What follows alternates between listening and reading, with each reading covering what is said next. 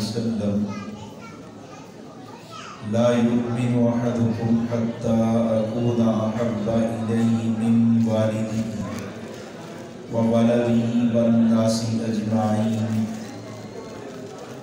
وقال عليه الصلاة والسلام أنا محمد وأنا أحمد، أو كما قال عليه الصلاة والسلام صدق الله وصدق رسوله النبي الكريم، ونحن على ذلك لمن الشاهدين والشاكرين، والحمد لله رب العالمين. یہ اوپر جو طلبہ بیٹھے ہیں بہت زیادہ شور مچا رہے ہیں.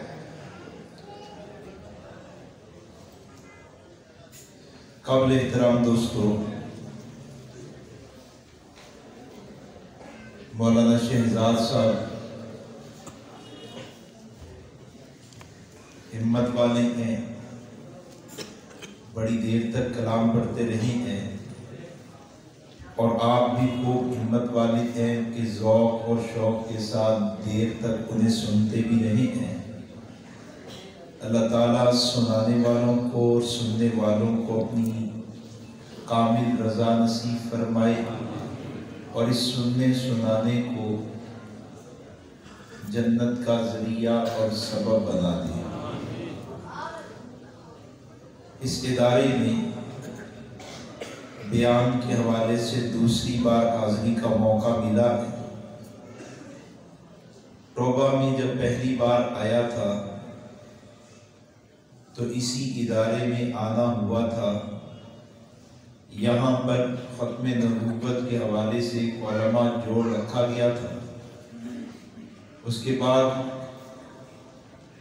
ان حضرات کے ساتھ ملاقات بھی ہوتی رہی، اور پھر یہ سعادت بھی ملی کہ حضرت مفتی نعمان صاحب دامت فیضہم باقاعدہ ختم نبوت کے کاز میں، مشن میں، توبہ میں امیر کی حیثیت سے کام کر رہے ہیں. اور الحمدللہ جب سے انہوں نے سرپرستی قبول کی ہے، کام کے ساتھ جڑے ہیں، اس وقت سے اس ضلع میں کام ختم نبوت کا پیغام تیزی سے پھیلنے لگا ہے. اللہ ان کی شفقتوں کو، مہربانیوں کو اسی طرح قائم دائم رکھے، اور ہم سب کو ان سے خوب استفادہ کرنے کی توفیق عطا فرمائے. مجھے حضرت مولانا مجیب الرحمن صاحب لدھیانوی دامت فیضہم نے فرمایا کہ اگرچہ جلسہ دستار فضیلت کا ہے، لیکن آپ نے عقیدہ ختم نبوت کے عنوان پر گفتگو کر لی ہے. میں اس عنوان پر بھی بات کروں گا، لیکن اس سے پہلے بطور تمہید سمجھ لیں، ترغیب سمجھ لیں، ترہیب سمجھ لیں. دو باتیں عرض کرتا ہوں. میں نے بھی قرآن مجید کی ایک آیت پڑھی ہے، النبی اولیٰ بالمؤمنین من انفسہم. میں اس آیت پر مستقل گفتگو کرتا رہتا ہوں، بیان کرتا رہتا ہوں، جس کا خلاصہ میں آپ کے سامنے عرض کرتا ہوں کہ اس آیت مبارکہ میں اللہ کریم نے اپنے حبیب کے حق کو بیان کیا ہے، ان کا وہ حق جو ان کی امت پر بنتا ہے، کہ جس کا بھی کسی کے ساتھ تعلق ہوتا ہے، تعلق والے کا کچھ حق ہوتا ہے، اس حق کو ادا کریں، تعلق بڑھ جاتا ہے، محبت میں، ابنائیت میں اضافہ ہو جاتا ہے. اور اگر صاحب حق کے حق کو ادا نہ کریں تو تعلق کمزور ہو جاتا ہے، محبت کم ہو جاتی ہے، دوری پیدا ہو جاتی ہے. بیٹے کا ماں سے تعلق ہے، بیٹا ماں کے حقوق کو ادا کرے گا، ماں سے محبت تعلق بڑھ جائے گا. باپ سے تعلق ہے، باپ کے حقوق ادا کرے گا، باپ سے تعلق محبت بڑھ جائے گا۔ استاد اپنے شاگرد کے ساتھ تعلق رکھتا ہے، شاگرد استاد کے ساتھ تعلق رکھتا ہے، یہ دونوں ایک دوسرے کے حق کو ادا کرتے ہیں، تعلق بڑھتا ہے۔ مرید پیر کے حق کو ادا کرے، تعلق بڑھتا ہے، محبت میں اضافہ ہو جاتا ہے۔ رشتہ دار دوسرے رشتہ دار کے پڑوسی کے دوست کے حق کو ادا کرے، محبت تعلق بڑھتا ہے۔ اور یہ ضابطہ بھی ہم بخوبی جانتے ہیں کہ جس کا مقام بڑا ہوتا ہے اس کا حق زیادہ بھی ہوتا ہے اور اس کا حق مقدم بھی ہوتا ہے۔ ماں اور بیٹی میں ماں کا مقام بڑا ہے، ماں کا حق زیادہ بھی ہے، ماں کا حق پہلے بھی ہے۔ باپ اور بھائی میں باپ کا مقام بڑا ہے، باپ کا حق زیادہ بھی ہے، باپ کا حق پہلے بھی ہے۔ میرا اور آپ کا جس کے ساتھ بھی جو تعلق ہے، ان تمام تعلق والوں میں سب سے بڑا مقام امام الانبیاء، خاتم الانبیاء، نبی الانبیاء حضرت محمد مصطفیٰ احمد مجتبیٰ صلی اللہ علیہ وآلہ وسلم کی ذات پاک کا ہے۔ ان کا مقام سب سے بڑا ہے، ان کا حق سب سے زیادہ ہے۔ اس لیے ہر صاحب ایمان نبی کے حق کو زیادہ بھی سمجھتا ہے اور نبی کے حق کو مقدم بھی رکھتا ہے۔ لیکن آج عملی طور پر مسلمان کو حقوق مصطفیٰ ادا کرنے میں خوب کوتاہی سے کام لیتا ہے۔ اس کی وجہ یہ نہیں ہے کہ مسلمان نبی کو مانتا نہیں ہے، اس کی وجہ یہ بھی نہیں ہے کہ مسلمان ان کو سب سے بڑا نہیں مانتا، اس کی وجہ یہ ہے کہ مسلمان اپنے نبی کو پہچانتا نہیں ہے۔ جو ان کو جان جاتا ہے وہ ان پر جان دیتا ہے۔ آج ماننے والوں کی تعداد 2 ارب سے زیادہ ہے، لیکن پہچاننے والوں کی تعداد آٹے میں نمک کے برابر بھی نہیں ہے، آٹے میں نمک کے برابر بھی نہیں ہے۔ پہچان کے فقدان نے امت کو کردار اور عمل سے بہت دور کر دیا ہے۔ حضرات صحابہ صحابیات امام الانبیاء کو جان کے، نبی علیہ السلام کی عظمتوں کو جان کے، نبی علیہ السلام کے کمالات کو جان کے، نبی علیہ السلام کی محبتوں کو جان کے، نبی علیہ السلام کی وفاؤں کو جان کے، نبی نے امت کی وجہ سے جن مسائل کو برداشت کیا، صحابہ صحابیات ان مسائل کو جاننے والے، جن مشکلات کا سامنا کیا، صحابہ صحابیات ان مشکلات کو جاننے والے، وہ حضور کو پہچان گئے۔ اس وجہ سے کملی والے کے حق کے لیے اگر ان سے مال مانگا گیا لگا دیا، وقت مانگا گیا پیش کر دیا، جان مانگی گئی دے دی، اپنی اولادوں کی جانیں مانگی گئی، اپنی اولادیں بھی کٹوائی ہیں، گھر بار خاندان قوم قبیلے کی جدائیاں لینی پڑی، انہوں نے گھر بار خاندان قوم قبیلے کی جدائیاں بھی برداشت کی ہیں، لیکن محمد پاک صلی اللہ علیہ وسلم کے کسی حق میں کوتاہی آ جائے ایسا نہیں، حضور کا حق ادا نہ ہو ایسا نہیں، وجہ اس سرکار کو پہچان دیتے۔ آج پہچان میں بڑی کمزوری ہے، ہم اتنے کمزور ہیں ہم اپنے نبی کا خود تعارف نہیں کروا سکتے، ہم اپنے نبی کا تعارف نہیں کروا سکتے۔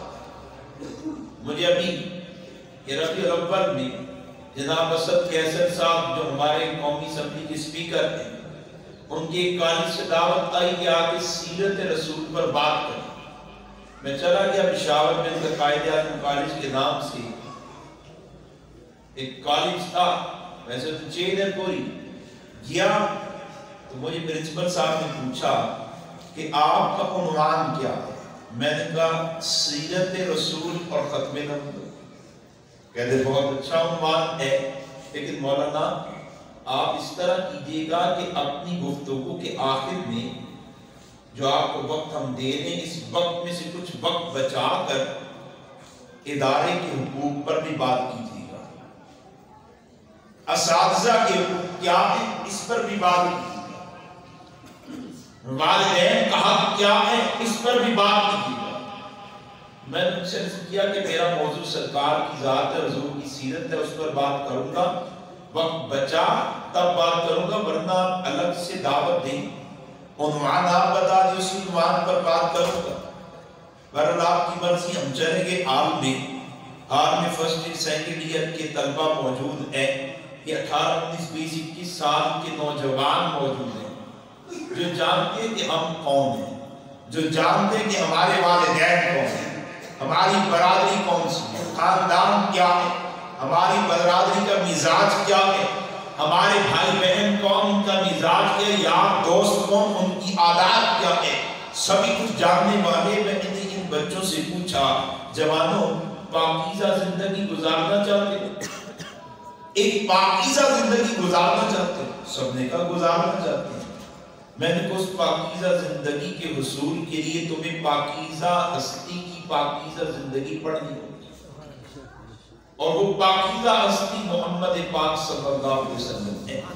ان کی زندگی کو پڑھنا ہوگا، سمجھنا ہوگا، اپنانا ہوگا، تمہاری زندگی بھی پاکیزہ ہو جائے گی، اور ایسی اعتدال والی ہوگی کہ اگر تم شوہر ہو تو بیوی راضی رہے گی، اگر تم بیٹے ہو والدین راضی، شاگرد ہو استاد راضی، تاجر ہو گاہک راضی، جس بھی شعبے میں، جس بھی حیثیت کے عامل کو دوسرا شخص تم سے راضی ہوگا، تمہاری زندگی میں اعتدال ہوگا، بیلنس ہوگا، ایک خوبصورت زندگی ہوگی۔ لیکن اس کے لیے تمہیں حضور کی زندگی کو پڑھنا، سمجھنا، اپنانا ہوگا۔ بتاؤ کیا تم نے حضور کی زندگی پڑھی ہے، سیرت طیبہ کا مطالعہ کیا ہے؟ آپ یقین کیجئے پورے حال میں ایک نوجوان بھی ایسا نہیں تھا جس کا ہاتھ بلند ہوا ہو کہ میں نے اپنے محبوب کی زندگی کو پڑھا ہوا۔ میں نے کہا قرآن پڑھا ہے، اب سب کے ہاتھ کھڑے ہو۔ میں نے کہا قرآن تم نے پڑھ لیا، لیکن صاحب قرآن کو نہیں پڑھ پائے، اپنے نبی کی سیرت زندگی کو نہیں پڑھ پائے۔ اگر ایک غیر مسلم تم سے آگے پوچھے کون ہو، کیا جواب دو گے؟ کہتے ہم کہیں گے مسلمان ہیں۔ وہ پوچھے مسلمانوں کے عقائد کیا ہے؟ ایک نے کہا جی اللہ ایک ہے، دوسرے نے کہا انبیاء ہم مانتے ہیں، حضور انبیاء ہم مانتے ہیں، جنت کو مانتے ہیں، جہنم کو مانتے ہیں۔ ایک نے کہا جی قبر کے عذاب ثواب کا عقیدہ رکھتے ہیں، ایک نے کہا میں کہوں گا فرشتے خدا کی مخلوق ہیں۔ عقائد بیان کی، میں نے کہا یہ سارے اسلامی عقیدے ہیں، لیکن اگر وہ تم سے پوچھے کہ کیا تم نے اللہ کو، نبیوں کو، فرشتوں کو، جنت کو، جہنم کو دیکھا ہے، اب کیا کہو گے؟ کہتے نہیں دیکھا۔ وہ پوچھتا ہے کیوں مانتے ہو؟ بڑے غور سے میری بات سنیے گا۔ وہ پوچھتا ہے کیوں مانتے ہو، کیوں مانتے ہو؟ اس کی کیوں کے جواب میں کیا کہو گے؟ تو ایک نے کہا جی ہم کہہ دیں گے کہ ہمارا عقیدہ ہے۔ میں نے کہا وہ عیسائی ہوا تو کہے گا ٹھیک ہے، پھر میرا بھی عقیدہ ہے۔ وہ ہندو ہوا تو کہے گا میرا بھی عقیدہ ہے۔ بھائی عقیدہ کیوں ہے؟ ایک نے کہا سر قرآن کی وجہ سے۔ میں نے کہا قرآن کیا چیز ہے؟ کہتے اللہ کی کتاب آپ پر اتری ہے؟ کہتے نہیں۔ میں نے کہا پھر اس قرآن کو اللہ کی کتاب کیوں مانتے ہوئی؟ تو تم پر نہیں اتری، پھر اس کو اللہ کی کتاب کیوں مانتے ہو؟ پھر خاموش۔ میں نے کہا یار میرے پاس آئے تو میں اسے کہوں گا کہ میں اللہ کو، نبیوں کو، فرشتوں کو، جنت کو، جہنم کو، قبر کی تنگی وسعت کو، کندھوں پر موجود فرشتوں کو، نماز کو، روزے کو، حج کو، زکات کو، پورے دین کو محمد رسول اللہ پر اعتماد کی وجہ سے مانتا ہوں۔ میں نے حضور کو مانا، حضور نے فرمایا اللہ ایک ہے، میں نے اعتماد کی مان لیا۔ میں نے حضور کو سچا مانا، انہوں نے فرمایا 1,24,000 انبیاء، میں نام نہیں جانتا، انہی کے کہنے پر مانتا ہوں۔ انہوں نے بتایا قرآن اللہ کی کتاب، ان کے کہنے پر مانتا ہوں۔ فرشتے خدا کی مخلوق، ان کے کہنے پر مانتا ہوں۔ تمہارے کندھوں پر دو موجود، میں نے کبھی دیکھا نہیں، بوجھ محسوس نہیں کیا، حرکت محسوس نہیں کی، ان کے کہنے پر مانتا ہوں، نماز عبادت انہی کے کہنے پر مانتا ہوں، حج عبادت انہی کے کہنے پر مانتا ہوں، جس کو زکوٰۃ کہا جو نصاب دیا انہی کے کہنے پر مانتا ہوں۔ میرے تو دین کی بنیاد حضور پاک کی ذات ہے، میں تو ذات پیغمبر کو پیش کروں گا، اب بتاؤ تم کیا کرو؟ تو ایک نوجوان بولے ہم بھی کہیں گے حضور کے کہنے پر مانتے ہیں۔ میں نے کہا اگر وہ تم سے پوچھے حضور کون ہے، جن کے کہنے پر مانتے وہ کون ہے، ان کی زندگی کا تعارف میرے سامنے، ان کی صداقت پر دلائل میرے سامنے بیان کرو، وہ سچے ہیں ثابت کر دو تاکہ وہ سچے کی ساری باتیں مان جاؤ، ان پر اعتماد کر کے سب کچھ مان جاؤ۔ یاد رکھیے دوستو، نبی کی ذات پر اعتماد کا نام ایمان ہے۔ جس کو نبی پر جتنا اعتماد ہوتا ہے اس کا ایمان اتنا زیادہ مضبوط ہوتا ہے، اور نبی پر اعتماد اس وقت زیادہ ہوتا ہے جب نبی کی پہچان ہوتی ہے۔ جس کو پہچان ہی نہیں ہے اس کا اعتماد کہاں سے ہوگا؟ وہ تو لکھ کے لگائے گا کہ راشی مرتشی دونوں جہنم میں ہیں لیکن پھر بھی رشوت دے گا۔ مسلمان ہے نا، آپ دو نمبری کر رہے ہیں، رشوت دے لے رہا ہے، آپ اسے این اس وقت کہیں کہ یار یہ جہنم کا ذریعہ ہے، ہاں جی مانتا ہوں، رشوت ناجائز ہے مانتا ہوں، پھر بھی وہ کہے گا جی کاروبار کا حصہ ہے، نوکری کا حصہ ہے۔ ہمارے ایک عزیز تھے وہ رشوت کا کام کرتے تھے، میں نے کہا کہ بھائی جانی آپ کیا کام کرتے ہیں؟ سنا میں نے کہ کوئی رشوت سے کہا او رشوت نہیں ہے، میں کہا اچھا وہ کیے او یار ہوتے خدمت دا معاوضہ ہے، اسی خدمت نہیں کرتے ہوتی، میں کو جن سرکار کا معاوضہ دے نہیں نہیں وہ تو بعد خدمت کریں گے، پھر تعویلیں ہوگی، ہیرا پھیری ہوگی۔ میں نے کیا نبی پر اعتماد ایمان ہے، جو جتنا اعتماد رکھتا ہے اس کا ایمان اتنا زیادہ مضبوط ہے، اور اعتماد ہوتا ہے نبی کی پہچان سے، اور یہ وہ پہلی دعوت ہے جو آپ نے اہل مکہ کو دی ہے۔ صفا پہاڑی پہ آپ تشریف فرما، قوم کو آپ نے ایک نشیبی جگہ جمع کیا اور ان قوم کے سرداروں سے پوچھا کہ بتاؤ مجھے کیسا پائے؟ بڑے غور سے اس بات کو سننا، مجھے کیسا پائے؟ سب نے کہا کہ آپ صادق ہیں، سچے ہیں، امین ہیں، امانت دار ہیں، آپ باکردار ہیں، بااخلاق ہیں، آپ کی زندگی کے کسی ایک پہلو پر کوئی اعتراض ہو ممکن نہیں ہے۔ پھر آپ نے فرمایا میری قوم میں ایک بلندی پر کھڑا، تم بستی میں کھڑے ہو، اگر میں اس بلندی پر کھڑے تمہیں یہ کہوں کہ پہاڑ اس طرف سے ایک لشکر تم پر حملہ کرنے والا ہے، مانو گے؟ تو قوم نے جواب میں دو باتیں کی، پہلی بات کہ دیکھیے آپ سچے ہیں، دوسری بات آپ بلندی پر ہیں اور ایسی بلندی پر کہ آپ کو پہاڑ اس طرف کی نظر آ رہا ہے جس طرف ہم موجود ہیں، وہ طرف بھی نظر میں ہے جس طرف ہمیں نظر نہیں آ رہا، آپ دونوں طرفوں کو دیکھنے والے، ہم ایسی نشیبی جگہ پہ ہمیں دوسری طرف نظر نہیں آتی، آپ سچے ہیں، دونوں طرف کو دیکھتے ہیں، اگر آپ سچے کہہ دیں گے کہ اس طرف سے ایک لشکر آ کے حملہ کرنے والا ہے تو ہم آپ پر اعتماد کر کے مان لیں گے کہ لشکر آ رہا ہے، لشکر آ رہا ہے۔ پھر سرکار نے ان کو ایمان سمجھایا کہ میری قوم میں روحانیت کے ایسے بلند مقام پر کھڑا ہوں کہ میں یہاں سے گویا اللہ کو دیکھ رہا ہوں۔ وہ کوہ نبوت تھا اس وقت، صفا اس وقت کوہ نبوت تھا، میں یہاں کھڑا گویا اللہ کو دیکھتا ہوں، یہاں کھڑے قیامت کو آتے دیکھ رہا ہوں، فرشتوں کو دیکھ رہا ہوں، جنت جہنم کو دیکھ رہا ہوں۔ اے میری قوم تم ایسی پستی میں ہو، تمہیں یہاں سے رب نظر آ جائے نہیں ہوگا، یہاں سے جنت کا احساس ہو جائے نہیں ہوگا، یہاں سے تمہیں فرشتے نظر آ جائے نہیں ہوگا۔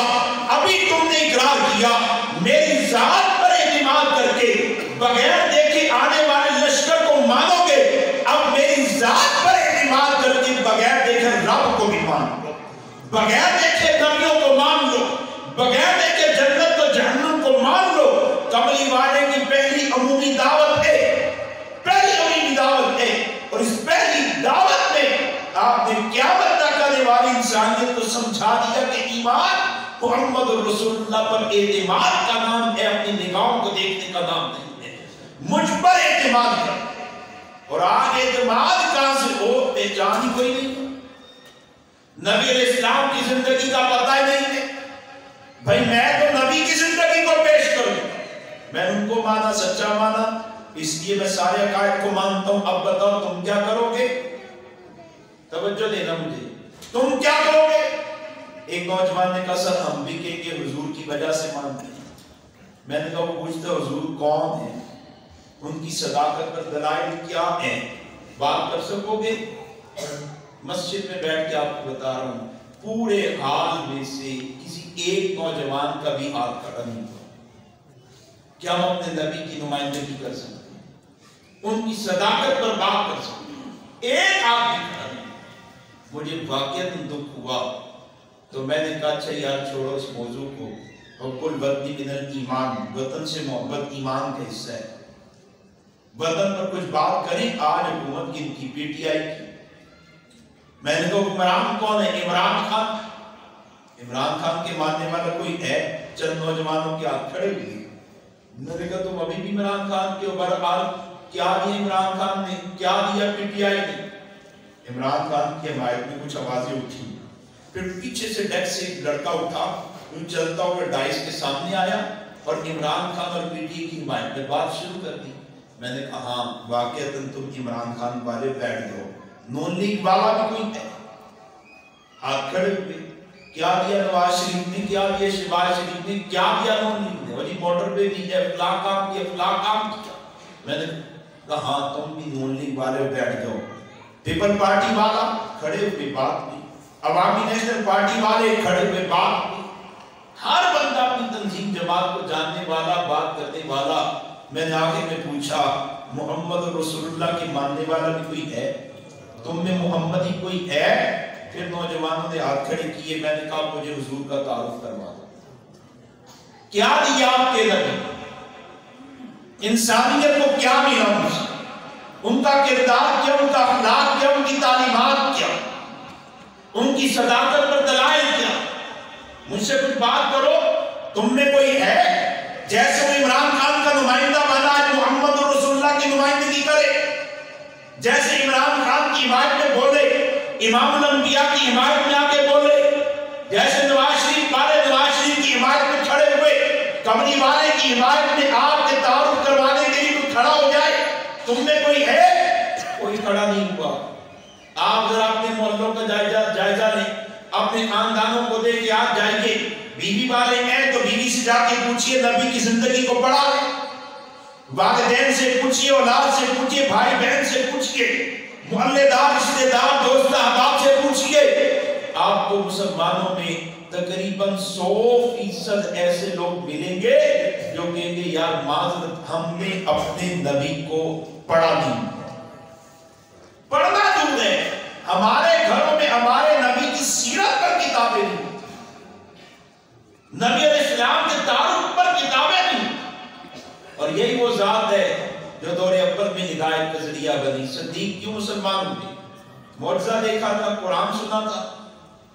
सदीक अकबर क्यों मुसलमान हुए? नबी के किरदार को जानते थे। सैयदा खदीजा क्यों मुसलमान हुई? नबी के किरदार को जानती थी। हजरत अली क्यों मुसलमान हुए? नबी के किरदार को जानते हैं। हजरत ज़ैद क्यों मुसलमान हुए? नबी के किरदार को, आप अव्वलीन को देखिए। ये सारे वो लोग हैं जिन्होंने नबी इस्लाम की जिंदगी को पढ़ा है। वो ऐसी पाकीज़ा जिंदगी है जो ईमान बढ़ाने का, ईमान बचाने का, ईमान दिलाने का सबसे बड़ा जरिया है। एक वाक़या मेरे ज़हनों पर बड़ा सवाल हुआ है। जब मैं इस मौजू पर बात करता हूँ तो मैं वाक़या सुनाता हूँ। एक तकरीबन 2-3 माह से मैं वाक़या सुना रहा हूँ। मैं गया कराची, एक मस्जिद में मैंने जुम्मा पढ़ आना था। जुम्मे में कुछ देर पहले पहुंचा, मुफ्ती आदिल साहब मिले, उनके साथ 5-6 लोग थे। बैठे, तारुफ हुआ तो एक साहब ऐसे थे जिनका इमामा पुराना सा, मुझे आज उनका पूरा हुलिया नक्शा याद है। पुराना इमामा है, सादा सा बांधा हुआ है। मौलवी मुदीर तो इमामा बांधते हैं शीशे के सामने जाते हैं, वरना हम इमामा बांध नहीं सकते। सादा सा उसने इमामा पहना, سادہ سے کپڑے ہیں اور پرانے بسیدہ کپڑے، بسیدہ امامہ بسیدہ کپڑے تھے صاف، لیکن تھے بڑے پرانے، ہاتھ میں لاٹھی ہے، پاؤں سے نگڑا ہے۔ ہم بیٹھے، بات چیت ہوئی تو مفتی صاحب نے تعارف میں اس آدمی کا تعارف کروایا کہ یہ نو مسلم ہے۔ اس مذہب سے آپ آئے؟ کہتا عیسائی سے مسلمان ہوں۔ میں نے کہا جمعے کے بعد تھوڑی دیر بیٹھے بات چیت کریں گے۔ جمعے کے بعد ہم بیٹھے، میں نے کہا آپ کا نام سیف اللہ، مسلمان کیوں ہوئے؟ علاقہ کون سا؟ کہتے علاقہ میرے گجرانوالہ، قلعہ دیدار سنگھ ہے۔ میں نے کہا مسلمان کیوں ہوئے؟ کسی نے دعوت دی؟ کہتے نہیں۔ کسی کے کردار اخلاق سے متاثر ہوئے؟ کہتے نہیں۔ کوئی مناظرہ ہوا، شکست کھا گئے؟ نہیں۔ سنا مناظرہ کوئی؟ نہیں۔ میں نے کہا سیف اللہ بھی مسلمان کیوں تھے؟ پھر آپ مسلمان کیوں تھے؟ تو سیف اللہ نے مجھے کہا کہ مولانا میں عیسائیوں کا پادری تھا، پادری۔ میں نے کہا مسلمان کیوں تھے؟ کہتے میں نے حضور پاک صلی اللہ علیہ وسلم کی سیرت کا مطالعہ کر دیا تھا، میں نے ان کی سیرت کا مطالعہ کیا، میرے دل نے کہا وہ سچی ہے، میرے دل نے کہا وہ سچی ہے۔ میں نے فوراً کہا سیف اللہ حضور کی زندگی کے کس پہلو کو پڑھا کہ تم پر سرکار کی صداقت کھل گئی؟ اس آدمی نے مجھے تعجب سے دیکھا، کہنے لگے مولانا حضور کی زندگی کے جس پہلو کو پڑھ گئے سرکار کی صداقت کھل کے سامنے آ جاتی ہے۔ میں نے کہا کیا پڑھا؟ کہتا میں نے حضور کے اخلاق پڑھے، دل نے کہا سچی ہے۔ میں نے آپ کے کمالات پڑھے، دل نے کہا سچی ہے۔ میں نے آپ کے معجزات پڑھے، دل نے کہا سچی ہے۔ میں نے آپ کی پیش گوئیوں کو پرکھا، دل نے کہا سچی ہے۔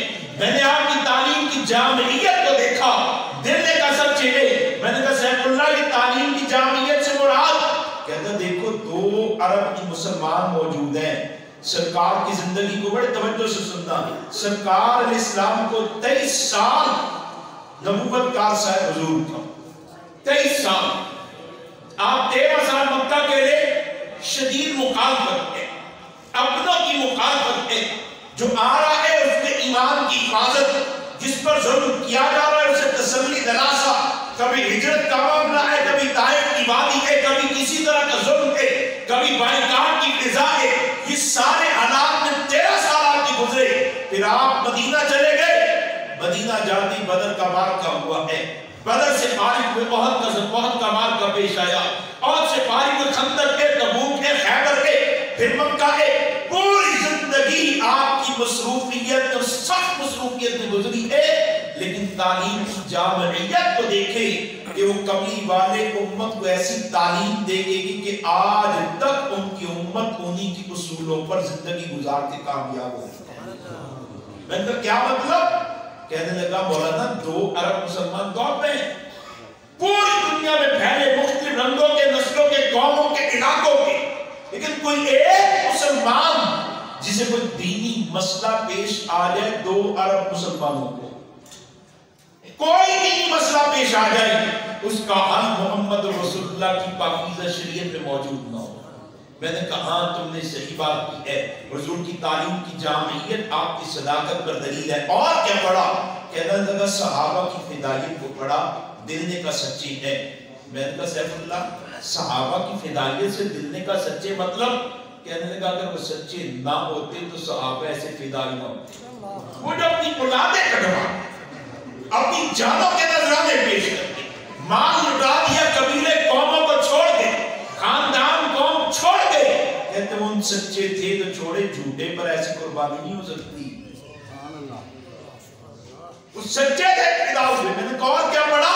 کہنے لگے ان کے فاقوں کو پڑھا کہ ماننے والے لاکھوں کی تعداد ہو چکے ہیں، لیکن گھر میں پھر بھی فاقے چل رہے ہیں، مال آ رہے۔ سیدہ عائشہ فرماتی ہیں کہ حضور ہم سے جدا ہوئے تو ہم پر مال بہا دیا۔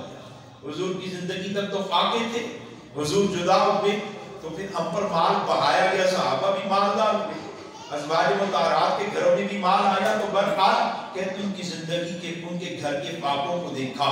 میں نے کہا اور کیا دیکھا؟ کہتے ایک ہی وقت میں 9 ازواج رکھی ہیں، فاقوں کے ساتھ ہیں، لیکن کسی ایک زوجہ کی زبان پر شکوہ نہیں۔ اور کیا دیکھا؟ کہنے لگی ایسا اجلا کردار کہ اپنی 9 ازواج کو کہا خلوت جلوت میں مجھ سے جو دیکھو